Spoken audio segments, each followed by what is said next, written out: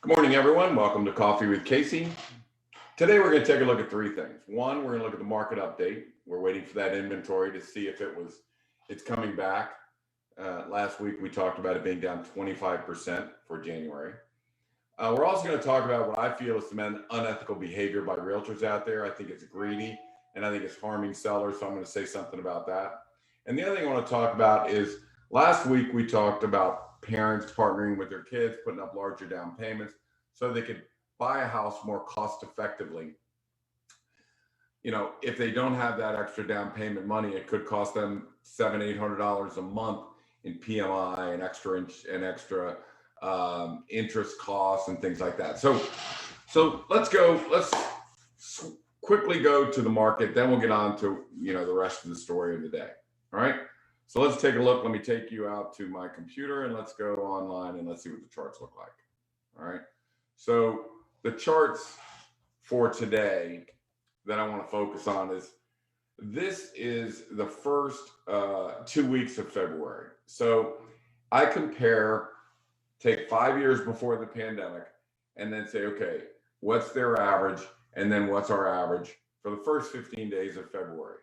Well, in Fairfax County, we're down 17%, Loudoun County 16%, Prince William 18%. So everybody's down, 16 to 18% on their inventory.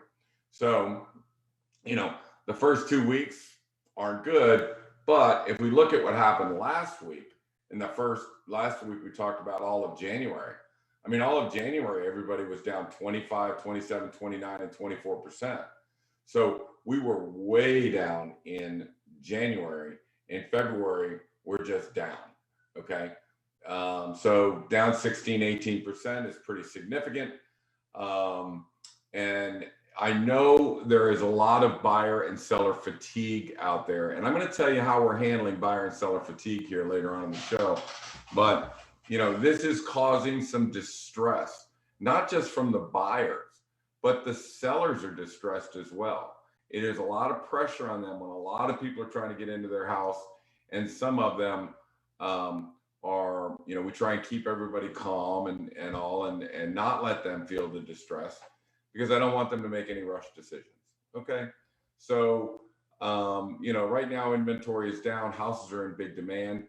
The way of knowing how well the market is doing is taking a look at how many homes on the market are under contract, right? So in all of these towns, how many homes are under contract? Now, last week, Haymarket was 100%. And I went, wait a minute. I mean, 100%. And today I ran 58% of the homes are under contract. So I thought that was really weird. And I went back to the MLS. And if I could find the MLS, this is what's happening in Haymarket. Here's the days on market, right, of these homes. These are coming soon. These are active. And there's the days on market. So in the last 5 days, most of them one day, you've got 10 homes under $900,000 that come on the market in Haymarket, with another 6 or 7 getting ready to launch. So these could launch at any time. I'm not sure what, I have to check each one 2 times. So is the inventory for the first 2 weeks of February down? But if we look forward to the last 2 weeks of February or the whole month of February, we're seeing that here it comes. So let's say you are a buyer right now. Where am I looking? Well, in Centerville, there's just nothing available right now. Now we are putting on, we're putting on Pebblebrook today. That'll be on the market, but that's going to have 30 or 40 showings in there. So it's going to be very competitive for that house. But I'm going to tell you this, that I sell a lot of houses in Centerville.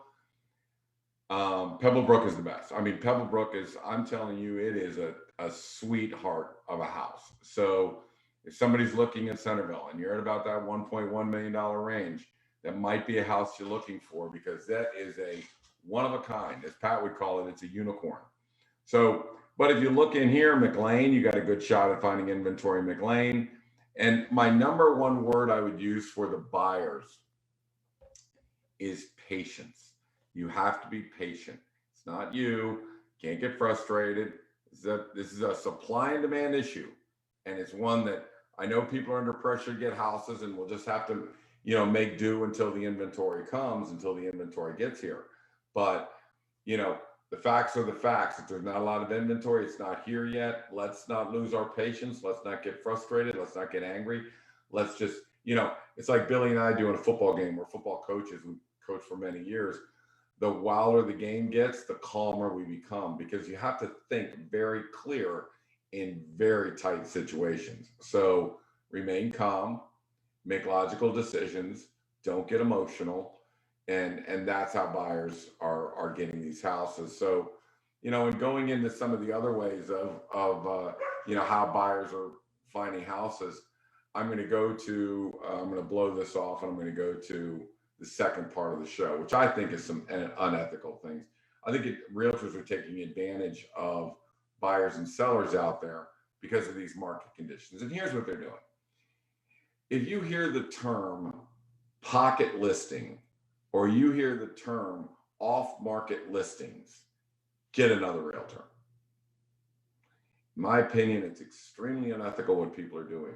What they're saying is, we have 5 listings and we're not showing those to anyone in the public but our buyers.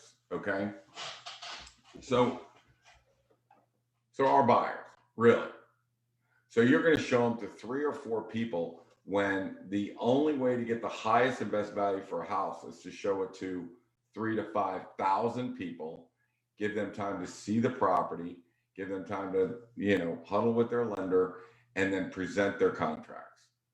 And when all those contracts come in, you will get the highest and best value. Now, if we have a buyer, they have to wait.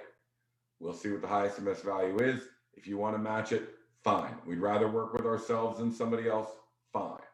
Is it in the best interest of the seller? Absolutely. Highest price, most control. That's the way to do it. Okay. And in fact, last year, 17%, we sold 17% of the houses the buyers came through us. We had total control of those sales. If you're a buyer and you're not working with a real estate agent, go to the listing agent and submit a contract through them. If you're sophisticated enough, if you bought multiple houses and sold multiple houses, go through with them yourself. That's the best way I can tell you to get a deal. Okay. But there are companies out there that are even touting, you know, the agent has buyers. Well, what does that mean? So I went to the agent that says Debbie has buyers, right? And 7% of their listings were sold through their team. 7%. Now, 17% of ours was sold, and we're not even saying that, but they're saying, hey, you know, we have the buyers. So what they're doing is they're trying to keep houses off the market and sell them themselves. So, you know, to me, I think it's unscrupulous. I think as soon as I heard it, I was very upset that agents were doing that. The only way to get highest and best value for your house is to have full exposure. Now, let me show you another thing while we're here, while I've got my computer opened up here. Let me bring you back online. I don't think you're online with me. Are you? No. Let me show you this. All right. So this is a behind the scenes on my website. Okay. So as you can see, all of these homes are under contract. These are my listings. All of them are under contract. You have 3 that are coming soon. They're all launching today. Hines, Pebblebrook, Grassy Hill, everywhere from 1.4 on down to 525. So these are going, but that's not what I want to show you. I want to show you this. So this tells me that this is how many stored searches, but this is how many clients have actually viewed this listing. So as soon as we list a coming soon, there is a buyer pool that has stored listings for that. Now, normally I'm trying to get over 200. Okay. I'm trying to get over 200 buyer, and that's the buyer pool. And I'm trying to get over 6 to 8, maybe 10 in this number here. And these are favorites. So if somebody looks at the listing and says, that's a favorite for me, I really like this listing. So if we get 6 to 10, we know we're going to have 3 or 4 contracts and competitive bids. So that's what I'm looking for. But look at the numbers in the buyer pool, not 200, 600, 500, 1,000. We had 1,000 people in a buyer pool for an $850,000 home in Oakton. 600 condo, so I don't count that. 643, and this is in Great Falls, and 1.85. So you have in Great Falls at 1.85, you have 643 people in the buyer pool looking at that house, and you have 49, 34. What this tells me is that Pebblebrook. So what I do on a Tuesday is I huddle up with my sellers. We launch our coming soon on Thursday. We sit down on Tuesday. We look at this chart right here, and I say, hopefully we have 6 to 10 people that are favoring the house. If they do, we're at the right price. We have 49. We have 49 people on this house right here. We have 34 for Pebblebrook. So what that tells me is I can project where that house is going to basically, how many contracts we're going to get, which is going to be, 15 to 20. Now you know why sellers are a little, sellers get a little fatigued. That's a good word for it. I mean, it's very tough when you have 15, 20 contracts coming at you, but they're going to be shown 50 times this weekend. So I'm going to tell you how we're going to handle that here in a minute. How we're adjusting to the market here in a second. So this house has 34. The other has 49. Hines Court has 18, and a buyer pool of 600. So of course I go to all the listings. I say, let's launch the listing. Hey, 1.4. You're probably going to end up at about 1.5. Hey, 950. You're going to probably end up at about 1.1. And the reason why this is important is we already have 4 contracts on Pebblebrook. 4 contracts on Pebblebrook. $1,000,000, $1,020,000, $1,050,000. Right? Well, if I got 34 people that I know are favoring the home, and I've got, more than that going to show the house, then I know that I should be somewhere. I'm looking for a 1.1. That's what I'm looking for. So with this many contracts coming in, and with this one right here, I know it's 525, but probably 575. We may touch 600 on that one. So it might be 600,000. So what I'm trying to show you is that's the buyer pool. That's the demand. This is how many people are favoring these homes. So this is the demand side. And as I showed you before, the supply side was new inventory coming on the market. So that's why it's important that every Thursday we look at what is the inventory, what is the demand, what can we expect. And by the way, again, I'll say it. You see these numbers right here? All right. So 500 to 600, 700 people are looking at this house and want to bid on that house. And the agents that say, we're going to do a Compass, I'm going to drop name of Compass. Compass has an entire page on exclusive listings where they will sell it to their own buyers and it will not go on the MLS. That is ridiculous. That is unbelievable that a company would have an entire page set up for exclusive listings that they'll only show to their clients. That is horrible that they would do that. I truly believe then they're not going to be seen by 600 people. Julie, when Julie's done with you done with our sellers, if we only have 4,000 people that have seen an ad, we're pretty disappointed. We really like to get 14,000. So we're trying to get 4 to 14,000 on the internet, looking at it, clicking through to a website. We're trying to get these 500 or 600 all getting excited, clicking through to the website. We're trying to drive traffic to the house.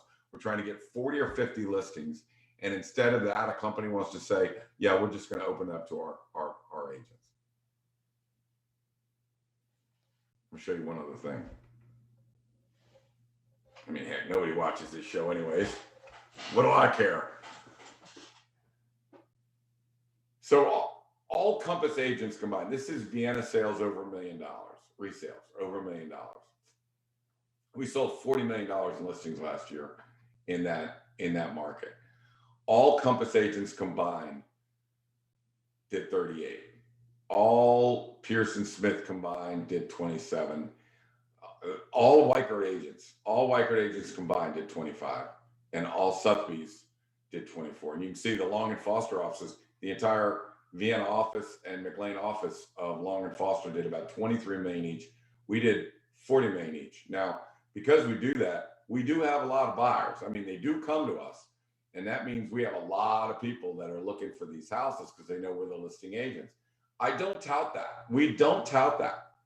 And if Billy walks into me and goes, hey, I got a buyer for this $2 million home, it's like, Billy, I'll see you on Monday, or I'll see you on Sunday, because it's got to be seen by everybody before we know what is the highest and best value. At that point, we'll give rights of first refusal if we have a client that's looking at the house and say, hey, if you want it, it's going to cost X amount of dollars, and you can't have any contingencies, yada, yada, yada. And by the way, you have to beat the best offer. So some do, some don't. So anyways, that's the proper way to do it. If anyone was going to take their listings private and say, hey, I'll just show them to my clients, it's us, but I wouldn't do it because it's unscrupulous, unethical, and I think it's just wrong. So again, you hear an agent say, pocket listings, off-market listings, get another agent. All right, let's talk right now about, how much time do I have left? I got a little time left. Let's talk about this buyer fatigue and seller fatigue, okay? So how are we addressing the seller fatigue? Okay, so the way we normally would do it is we would go coming soon on Thursday. We'd check the predictive analysis on Tuesday. By Thursday, we'd go live. By Sunday, we would do an open house. That period is too long. It's just too long. When you have so much pressure to field contracts, respond to buyers, and it's just too much. So we're shortening that period of time. And here's what we're going to do. So our coming soons, we're going to put on Monday. We're going to let them soak till Thursday. So we're going to condense that time to a 4-day period, right? So it's not going to be a full week. It's just going to be 4 days. And then on Wednesday, we'll do our predictive analysis on Wednesday. I'll more than know what we got on Wednesday. And then on Friday or Saturday, depending on the kind of volume I think we're going to get, then we'll do our open house on Friday or Saturday, tie in a knot and finish it up by Saturday or Sunday and be done with it, right? That will still give plenty of people an opportunity to get in the house, plenty of people to bid on the house, highest and best offers. And I will tell you the reason why I'm doing this is because you'll find your highest and best offers are coming pretty quick. I mean, they're not the last people in the door. They're the first people in the door. So we know that those first ones are really the best, good offers. So we're going to reduce the soak, which means that buyers don't see a house on Thursday and have to wait until Sunday. That's a week and 4 days after they've first seen the house to know whether they can get that house or not. So I'm going to reduce the fatigue on the buyers. I'm going to reduce the fatigue on the sellers. I'm going to make sure that, this period of time that they're under this kind of stress, which we try and alleviate, but some people put stress on themselves. So we want to make that a shorter period of time. Coming soon on Monday. We'll do our predictive analysis on Wednesday. I'll let you know whether we're at the right price or not. We'll launch on Thursday. We'll have an open house on Friday or Saturday. Now, Friday. People say, well, people work on Friday. Not people that are looking for houses don't work on Friday. People looking for houses are looking for houses. If it is a lightning thunderstorm, that buyer will walk in that door. If it is a snowstorm, if it's a blizzard, the buyers will bring their own shovels and work their way into that house. Trust me. If we are full of showings on Friday, full of them. And I will tell you that those people are coming in. Now, let's say we say, okay, everybody's in there. We do the open house on Friday. And then on Saturday, we're asking for contracts. Well, people still see the house on Saturday, but the contracts are coming in on noon on Saturday.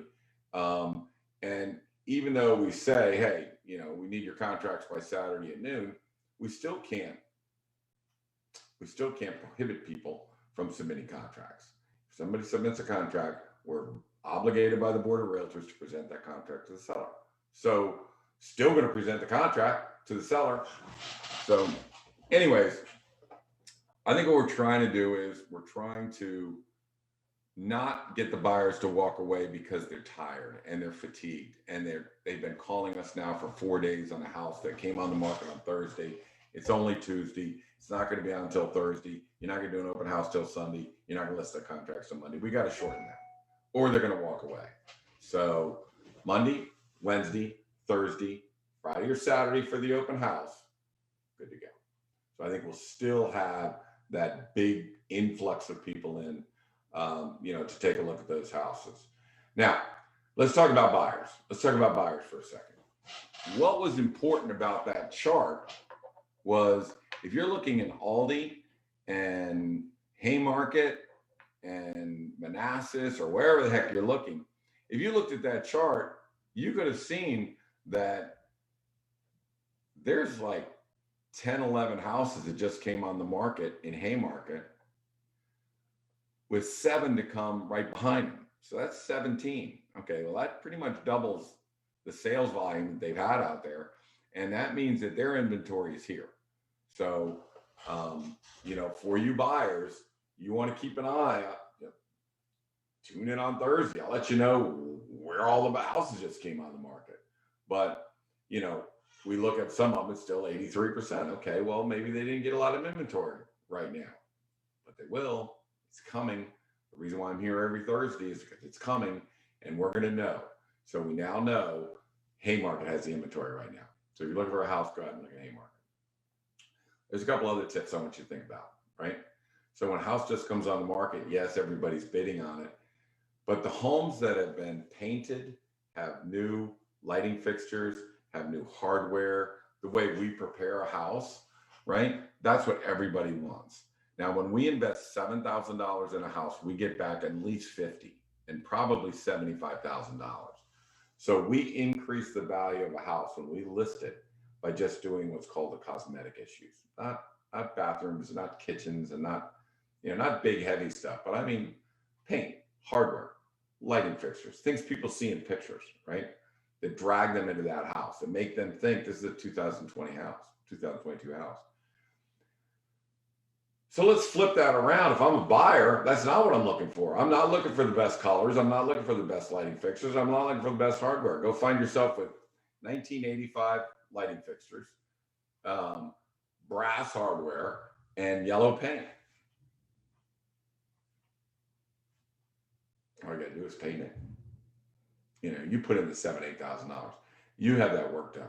I mean, we didn't get a listing this week. I feel because I thought they should paint the house. I thought they should paint the house. It was yellow, and I don't think yellow is a good color for a seller. And he decided to go with someone else. And I'm sure the other agent said, "Hey, I don't think you should paint. I think that looks fine." Well, it is, but our focus is to tell sellers what is going to get you the highest possible number.